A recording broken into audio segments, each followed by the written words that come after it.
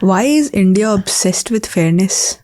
सी दो रीज़न है. एक तो ये है कि अगर आप ट्रेडिशनली देखें तो fairness was considered to be a part of good health.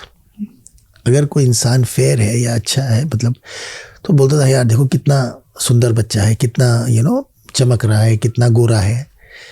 दूसरा है कि जब ईस्ट इंडिया कंपनी इंडिया में आई 1600 तो फेयरनेस जो आदमी गोरा है वो ज़्यादा सुपीरियर है. ये एक थॉट प्रोसेस 300 सालों में उन्होंने हमारे दिमाग में घुसा दिया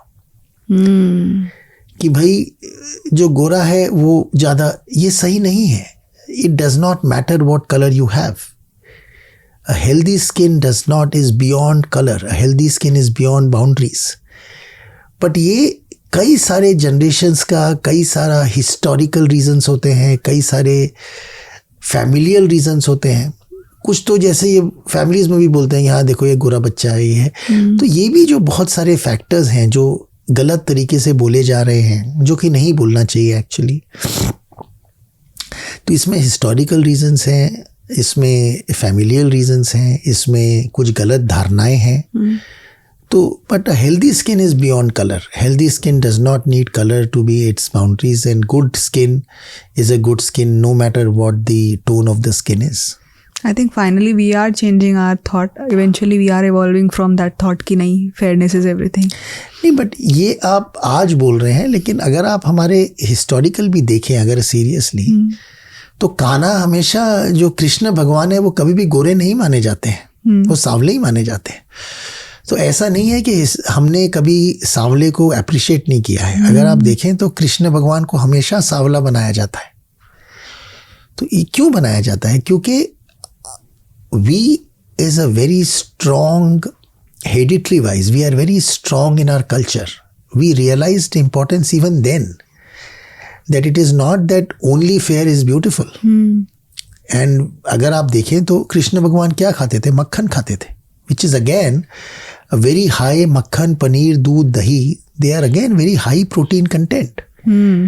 सबसे ज़्यादा प्रोटीन कंटेंट पनीर में, वेजिटेरियन है तो पनीर में, दही में, इसमें बहुत हाई प्रोटीन कंटेंट होता है. तो आप traditionally I think we are hereditary wise, even generations wise, we are a very strong, culturally strong nation and therefore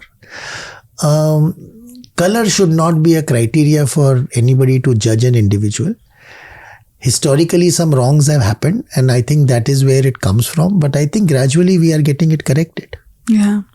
and I think awareness जब होगा ना कि ये थॉट हमारे अंदर क्यों आने लगा, तो फिर से और माइंडसेट चेंज होगा. हो रहा है, अभी भी हो रहा है. अभी भी आप अपने मतलब अगर हम गलती से या हमारी दादी गलती से अगर हमारे बच्चे को बोल दे, हमारे बेटे तो 20-22 साल के हो गए, कि देखिए वो थोड़ा सा काला है, बच्चे भड़क जाते हैं कि how can you use this comment term on color. How can you comment on color, which is very interesting and which is so nice. कि how can you comment on somebody which is not in their hands. So it is very essential that I think the next generation is changing and their generation, since they will not hear their parents speaking. हमने तो फिर भी सुना है, उन लोगों ने तो सुना भी नहीं है. हमारे बच्चे सुनते नहीं है तो वो आगे बढ़ेगा भी नहीं. बढ़ेगा नहीं थॉट. इसलिए हमने कहा कि कोई भी चीज, जैसे हमने पहले कहा, अगर जनरेशन में सुनते हुए चली आ रही है और परसिस्ट कर रही है तो उसके पीछे कोई ना कोई साइंटिफिक रीजन होगा. और जो नहीं परसिस्ट करेगी, अगर वो गलत है तो देखेंगे 3-4 जनरेशन में वो फेड आउट हो जाएगी, वो रहेगी नहीं जी. जैसे ये चीज है कि कलर है तो ये आप देखेंगे 3-4 जनरेशन के बाद ये अपने आप फेड आउट हो जाएगा. कोई डिस्कस ही नहीं कर रहा होगा. बिकॉज एक जनरेशन कई बार फेड आउट के लिए इनफ नहीं होता है, कई बार 3-4 जनरेशन लगते हैं, बट वो अल्टीमेटली फेड आउट हो जाती है. So this is what it is.